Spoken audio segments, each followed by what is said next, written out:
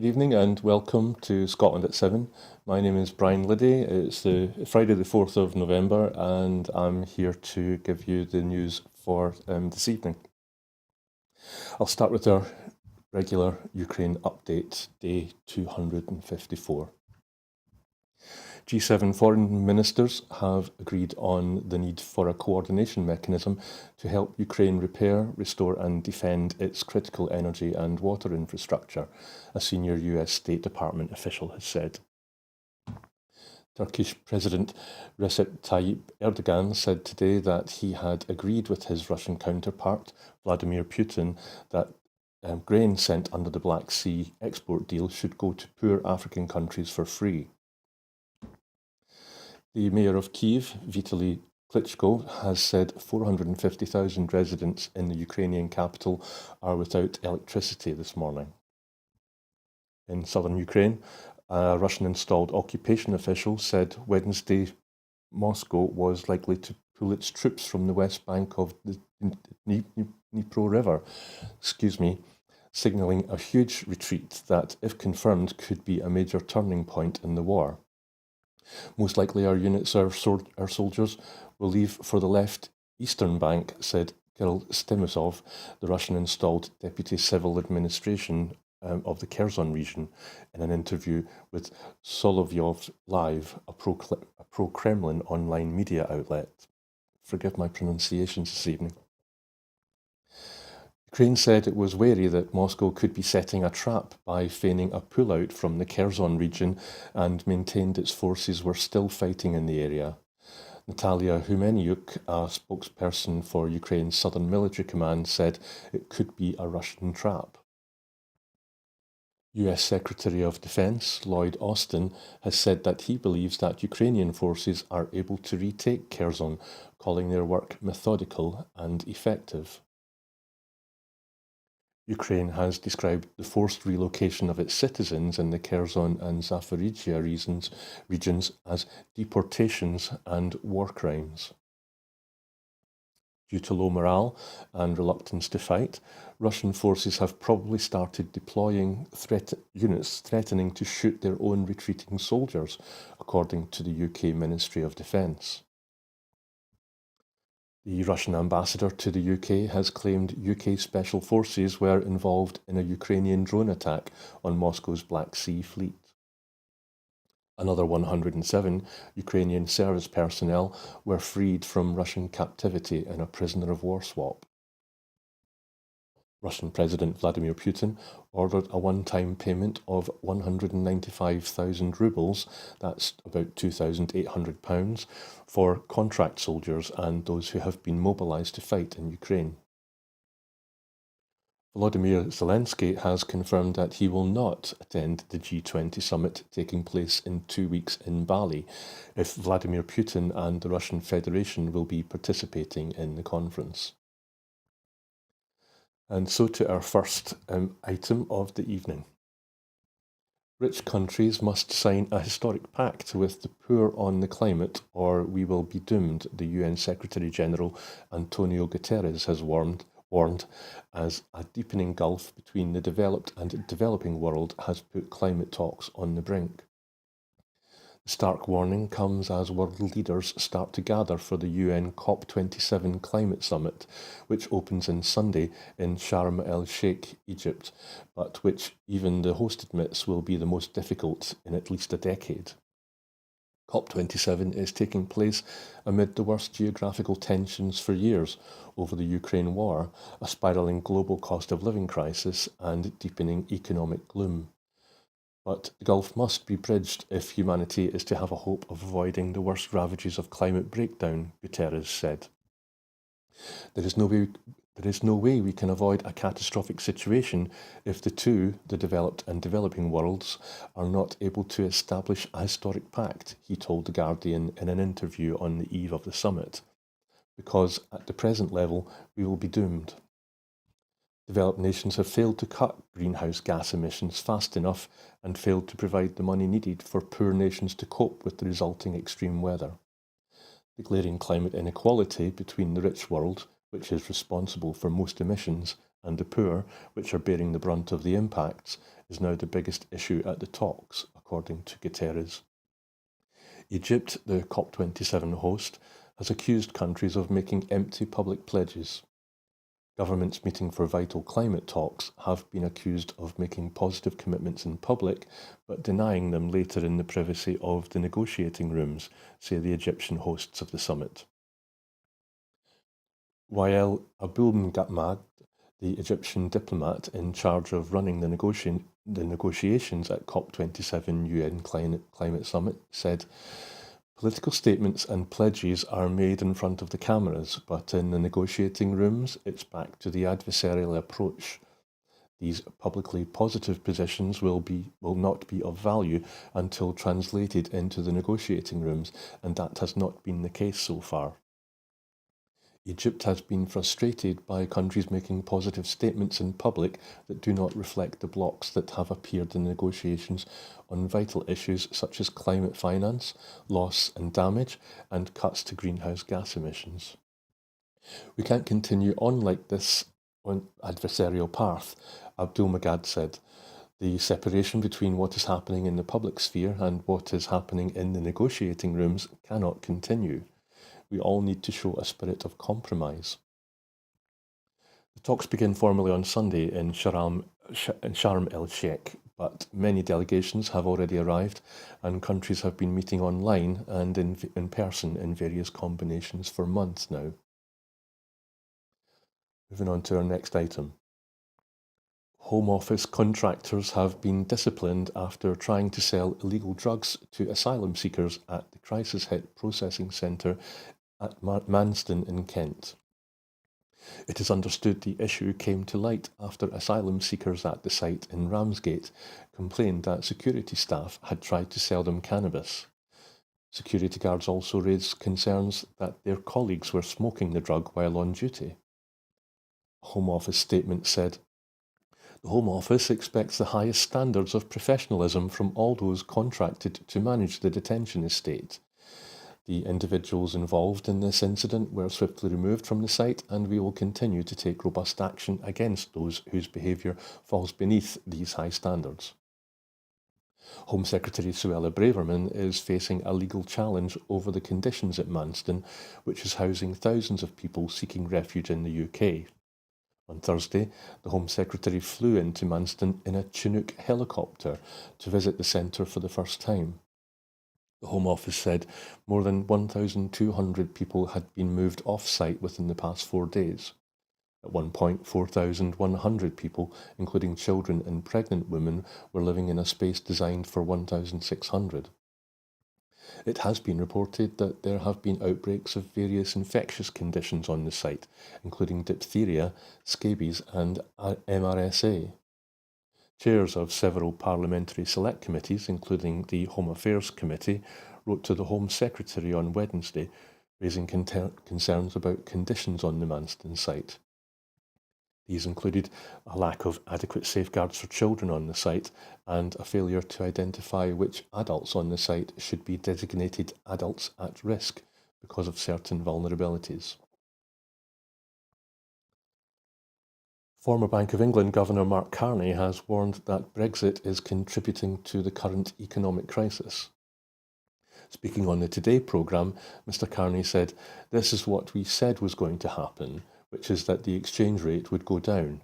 It would stay down, and that would add to inflationary pressure. The economy's capacity would go down for a period of time because of Brexit. That would add to inflationary pressure, and we would have a situation which is the situation we have today, where the Bank of England has to raise interest rates despite the fact the economy is going into recession." Mr Carney's analysis comes in the same week. HMRC figures revealed that Brexit has reduced Scottish exports by 13%. That's £2.2 billion over the past year. The former chief executive of Siemens also warned Brexit is increasing food prices and rejoining the EU single market is the best solution. Speaking to Sky News, Jürgen Mayer said, "Brexit red tape is mounting up. It has cost food manufacturers 15 to 20% of their overall costs more in order to deal with the red tape. which is all adding to inflation for the food that we purchase, and it's making exporting more difficult. The evidence is now so stark that these costs are mounting up, and there is a solution staring us in the face that would also solve the Northern Ireland Protocol, but nobody yet dare talk about it, and that is the rejoining of the single market. In August, a panel-based poll for the Times found that if the Brexit referendum was held again, 72% of voters in Scotland would support Remain. That's up from 62% in 2016. Commenting, SNP Westminster leader Ian Blackford said, "Brexit has blown apart the already threadbare case for Westminster control. Independence is now the only way to keep Scotland safe from Tory economic crisis and avoid the long-term decline being caused by Brexit." He went on to say, "Neither the Tories or the Labour Party are being honest with people about the catastrophic damage Brexit is doing to our country, and neither can be trusted to fix the cost of living crisis when they are making it worse by imposing Brexit." Higher monthly home loan costs will put another 400,000 people into poverty in the coming year as the fallout from dearer mortgage rates ricochets through the housing market. The Joseph Rowntree Foundation, the JRF, said an extra 120,000 households in the UK, the equivalent of 400,000 people, will be plunged into poverty when their current mortgage deal ends. The analysis assumes that mortgage rates remain high and homeowners are forced to move on to an interest rate of 5.5%. With a current norm of 2%, this change would mean spending 54% of their monthly income on housing costs, up from 38%. In cash terms, this equates to an average increase of £250 from £610 a month to £860 a month. Mortgage rates have been rising because of this year's run of Bank of England base rate rises, but shot up after Kwasi Kwarteng's disastrous mini-budget and have remained high. The warning comes after the Bank of England pushed up the cost of borrowing to 3%, in the biggest single interest rate rise since 1989. However, the impact on the mortgage market was muted as lenders had already priced in a chunky rate rise, with some actually trimming their rates amid calmer financial markets. Today, the cost of an average two-year fixed mortgage stood at 6.45%, while an average five-year deal was 6.28%, according to the data firm Moneyfacts. Just more than a year ago, it was possible for mortgage borrowers to lock in to an interest rate of less than 1% for 2 or 5 years. People on low incomes with mortgages are already under extreme financial pressure as rising food, fuel and energy costs stretch household budgets to the limit. The JRF says 750,000 households, or 2.4 million people with a mortgage, are already in poverty. Turmoil in the mortgage market would increase competition for rental properties and could result in rents for new lets rising sharply as buy-to-let landlords pass on their higher loan costs, the anti-poverty charity said. Even if the housing market returns to normal, in which mortgage rates fall back to below 3% and house prices are steady, lending criteria could be stricter, making it more difficult for first-time buyers to get on the property ladder, it said. This winter is likely to present very serious challenges for businesses to keep the lights on. If gas supplies run too low, the government has put in place plans for a series of rolling 3-hour power cuts, with regions of the UK taking it in turn to go dark. The UK government has also dusted down Programme Yarrow, which would kick in if there were a complete nationwide blackout. It involves prioritising food, water and shelter for the young and older people, and examines how to communicate with the public. Only hospitals, oil refineries and certain other critical services would be protected. One of the last big power cuts in August 2019 hit 1 million customers' electricity supplies and caused chaos for rail, road and rail air commuters. Shop tills froze, IT systems crashed and factories shut down. Thousands of bosses across the country are working out how to prepare their businesses for the worst case scenarios. In retail, ensuring that stores can still trade is prioritised. Waterstone's till systems are backed up with an uninterruptible power supply unit, a UPS unit, which can work offline. The UPS units cannot provide enough power for adequate lighting for a limited period. At shops without backup power supplies, transactions become near impossible in an increasingly cashless economy. For supermarkets with huge supply chains, chillers and lighting requirements, energy is a huge resource. Sainsbury's said this week that it can control ventilation and lighting in stores and can be very agile in responding to issues, although it is not stocking up on generators for each store. Waitrose says the vast majority of our main buildings have secondary power supplies. Iceland's boss, Richard Walker, says the retailer is in the process of mapping out our future energy requirements and is installing solar panels at its shops and warehouses. He concedes, however, that nationwide blackouts would make it difficult to keep shops open. In the city, where lost trading time could cost millions of pounds, catastrophe protocols are being studied. Banks in London may use locations beyond the square mile, mainly in Essex and Surrey, which were called upon in the pandemic. JP Morgan has said it has contingency plans for all its locations and can even move staff between offices in different countries. The trade body UK Finance says firms are making sure their ducks are in a row and studying precedents in markets such as South Africa, where power cuts are commonplace. Typically, city firms have at least 72 hours of backup generator power, as well as on-site engineers. Industries where being efficient with time is crucial are particularly exposed to power cuts. A senior newspaper executive says it has a Mary Celeste-style empty office far from its central London newsroom to ensure it can continue to publish in an emergency on tight deadlines. The site has capacity for about 30 core editors and production staff. Home working will be reliant on robust telecoms, but this is an industry used to outages typically caused by problems such as storms and falling trees hitting overhead lines. Some consumers have begun contingency planning. Demand for air fryers, electric blankets, and energy monitors had already soared as shoppers sought to cut bills. Now, Google Trends data shows a sharp increase in searches for portable power packs and torches. Concerns have been raised over Rishi Sunak's decision to appoint Gavin Williamson back into the cabinet after the former chief whip, Wendy Morton, accused him of sending vile and threatening messages to her. Excuse me.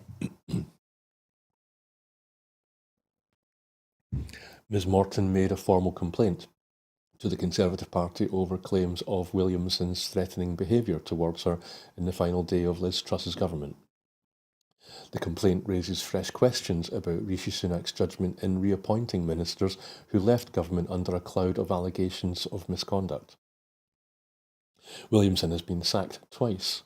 Theresa May forced him to step down as Defence Secretary after an inquiry into a leak from the National Security Council, raising security fears, and Boris Johnson ousted him from Cabinet over his handling of the exam fiasco when he was Education Secretary. Days before Truss was forced to quit Number 10, Morton's status as Chief Whip was in the balance amid talk that she had resigned over the fracking vote in the Commons last Wednesday, only for Downing Street to insist she remained in the post hours later. Fresh elections for the Northern Ireland Assembly have been put back to the new year amid claims that the EU and the UK are close to agreement on some elements of the controversial Brexit arrangements that have caused a Democratic Unionist Party, or DUP, boycott of Stormont. The Northern Ireland Secretary, Chris Heaton-Harris, said he had listened to concerns about the impact and cost of an election and confirmed there would be no elections before Christmas. I can now confirm that no Assembly election will take place in December or ahead of the festive season. Current legislation requires me to name a date for an election to take place within 12 weeks of the 28th of October. And next week, I will make a statement in Parliament to lay out my next steps. Under the law, a fresh election must be called within 12 weeks of the 28 October deadline for power sharing to be restored after the May election. With the shortest campaign period expected to be 7 weeks, that gives Heaton Harris up to the 8th of December to name a date. It is understood that the UK Foreign, Commonwealth and Development Office had pushed for the delay to give talks with the EU over Northern Ireland Protocol a chance. Steve Baker, the Northern Ireland Minister and former head of the European Research Group, has recently said the grouping of Tory Eurosceptic MPs still had the power to implode the Conservative Party unless the UK's red lines on the ECJ were met. He believed the group also had the backing of many of the 2009 Red Wall constituency Tories. Sinn Féin criticised the election delay as a sign of more dithering and indecision, and a continuation of the Tory chaos in London that is now paralysing our politics. The party has emerged as the largest in the May elections, but was unable to lead the executive because of the DUP boycott in protest at the continuation of the protocol. The UK government has agreed to open negotiations with Mauritius over the future handover of the Chagos Islands in a major reversal of policy following years of resistance and legal defeats in international courts. Excuse me. The intended agreement will allow for the return of former inhabitants of the Chagos archipelago who were forcibly displaced by the British government in the 1960s and 1970s. The UK still intends to retain control of its Indian Ocean military base in Diego Garcia, which it leases to the US. In a written ministerial statement, the Foreign Secretary, James Cleverly, said the aim was to reach a settlement with Mauritius early next year. The UK has twice been defeated in the international courts over the issue, and with ministers intent on a tilt to the Indo-Pacific, it was felt the British resistance to a handover was hampering the UK's ability to build alliances in the region. The US appears to have received satisfactory assurances about its base. When Mauritius gained independence from the UK in 1968, London severed the Chagos Islands from the rest of the country so it could lease the island of Diego Garcia to the US for a military base. The UK then forcibly deported 2,000 Chagosians who have waged a long legal battle to return. In 2019, the International Court of Justice, the UN's highest court, ruled that the continuing British occupation of the islands was illegal and the Chagos Islands were rightfully part of Mauritius. The UK ignored the ruling on the grounds that it was advisory, but this position became increasingly untenable in the context of British attempts to uphold the importance of international law. Last year, the Hamburg-based International Tribunal for the Law of the Sea ruled that the British claim to the archipelago was illegal, but the UK also refused to accept that ruling. Excuse me.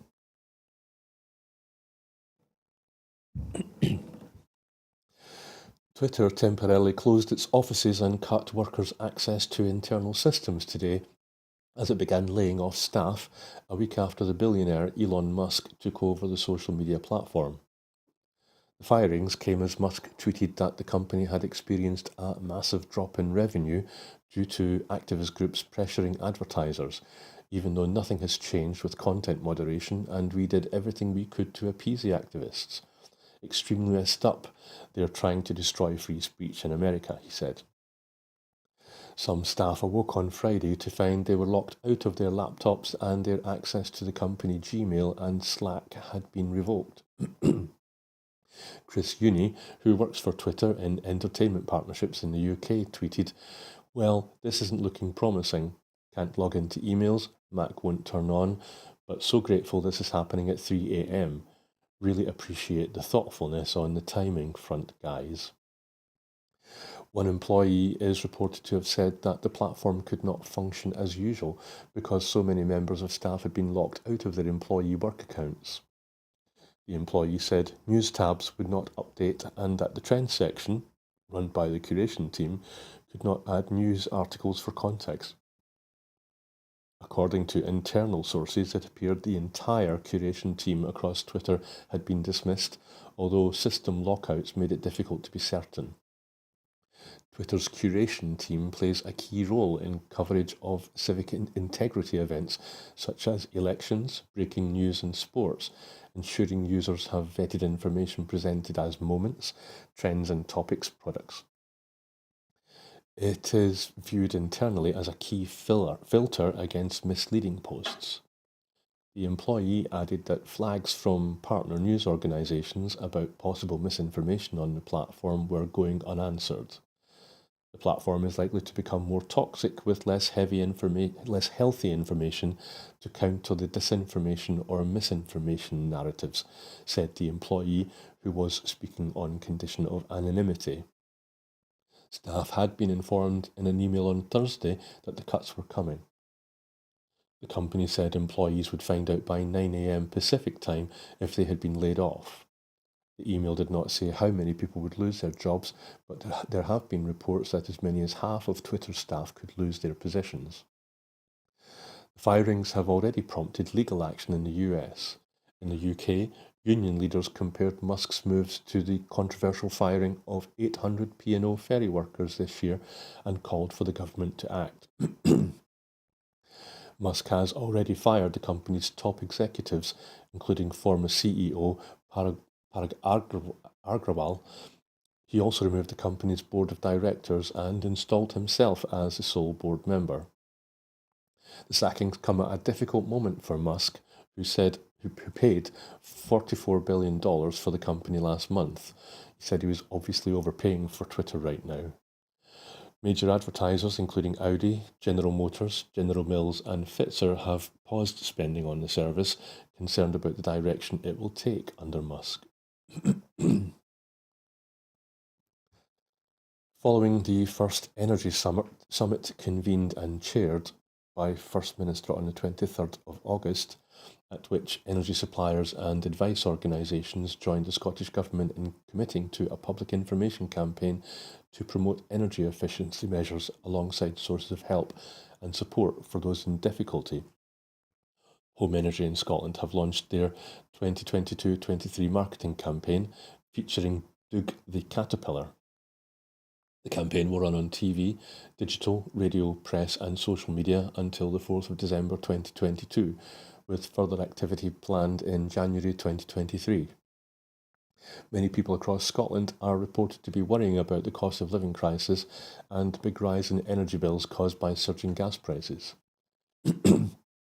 Latest estimates indicate that there are around 860,000 fuel-poor households in Scotland, of which 600,000 will experience extreme fuel poverty following the latest increase on energy bills on the 1st of October. Excuse me.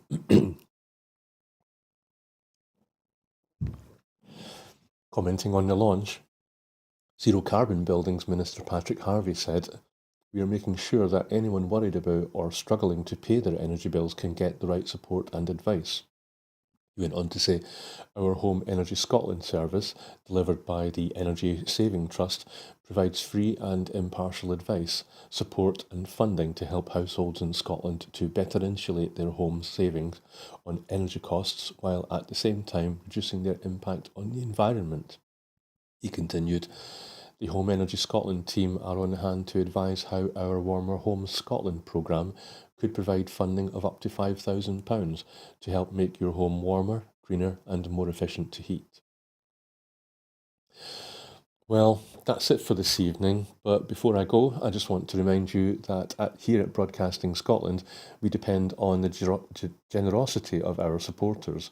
So to everyone who has donated and to everyone who has signed up to make a regular monthly payment, we thank you very much.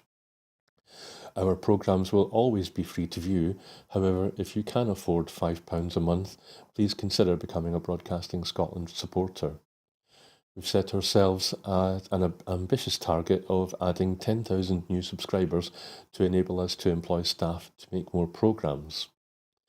So that's it. It's good night and thank you for watching. And on Sunday, it'll be Andrew Wilson who will be here to give you your full Scottish. So we'll see you then. Good night.